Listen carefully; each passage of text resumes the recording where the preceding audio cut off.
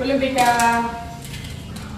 રાત્રે શું ફટાકેદાર બનાવો? ફટાકેદાર વિદ્યાબેનનું આજે તો ભાવ. ઓહ, આવી ગયો વિદ્યાબેન. બોલો.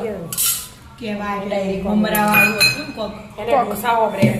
ઢોસા પેલા આગળ બનાવ્યા હતા એ. પેલા તો નાસ્તા માટે હતા તો નાસ્તા માટે તો.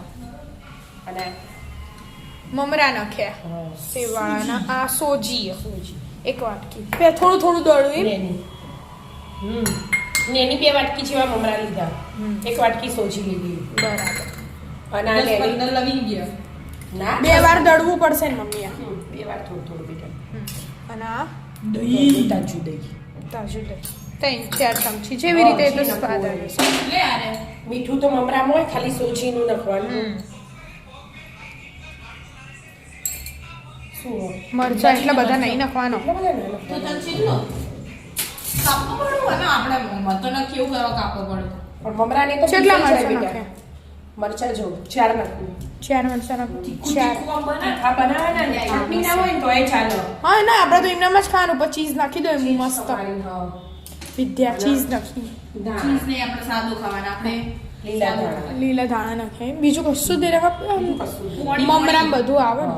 ને પાણી નાખવાનું. પાણી આ વાટકી સોજી લીધી તું વાટી એટલી પાણી. વાટકી લઈ લે. આમ બીજું વધઘટ પાછળથી અંગૂર તો અને ગ્રાઇન્ડ. હા મમ્મી, મસ્ત લીલો કલર આવી ગયો. ધાણા અને મરચાં આયા ને ગ્રીન.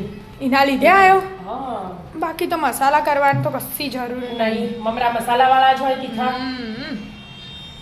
વાહ વાહ મમ્મી, મસ્ત ડોસો પાડ્યો. સરસ. થઈ ગયું. જોયો છો મસ્ત ગોળો પડ્યો. હવે ઘી લગાવો. ઘી લગાવો. ચીઝ છે. હા, થોડું ઘી લગાવીને પછી ચીઝ છે. આમ તો બીજા મસાલા કરવાની જરૂર આમાં પડે ના. ના, એ તો આપણે પેલું પલાળીએ ને બેટા. હા, આમાં તો મમરામાં બધા સ્વાદ આવી જાય. મરચું, મીઠું ને બધું આવી જાય.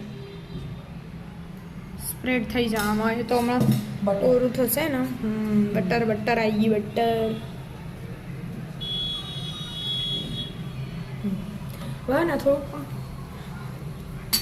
ચાટ મસાલો નાખો. બાકી તો બધું હોય જ. ચાટ મસાલાની જરૂર નહીં અમને. તો એ નાખી દેવાના. આપણા બધા મીઠું વધારે ભાવે ને એટલે. ચીઝ.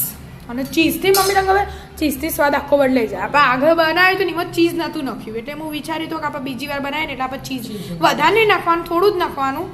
ચીઝ નાખવાનું.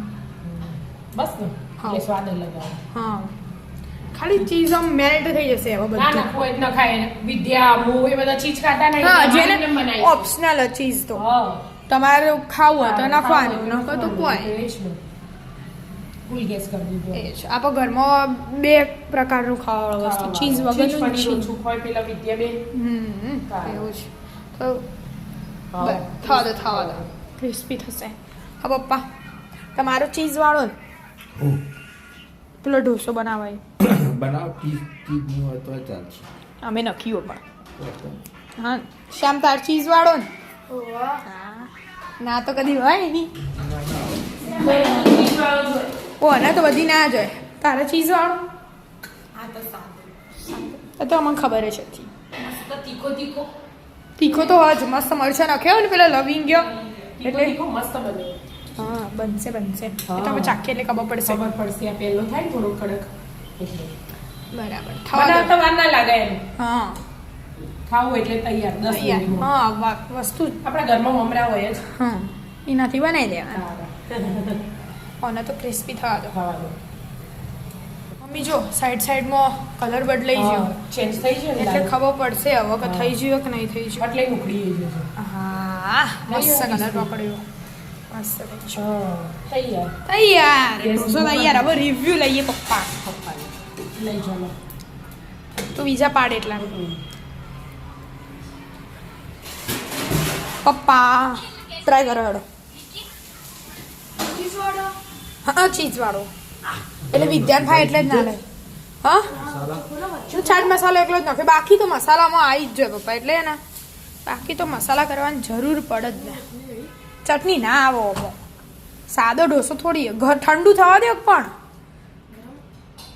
ઠંડુ થવા દે પહેલા પછી ખો મસ્ત બન્યો પણ. હા ને ગોય ક્રિસ્પી ક્રિસ્પી બન્યો ઓહ, આ ખોલી ચીઝ ના ચેક કરવાનું હોય ડાયા ખાવાથી મતલબ રાખ ને હા એ છે ક્રિસ્પી બન્યો લે.